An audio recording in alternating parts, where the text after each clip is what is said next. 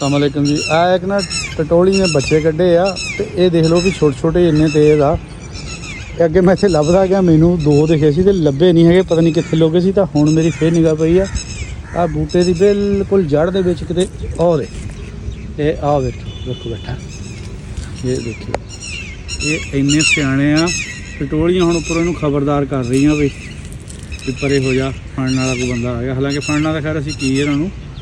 ये देख लो भी हुण इदां पिया जिद्दां बिल्कुल मिट्टी हुंदी है। ये देखो बिल्कुल इहनूं लभना औखा सी।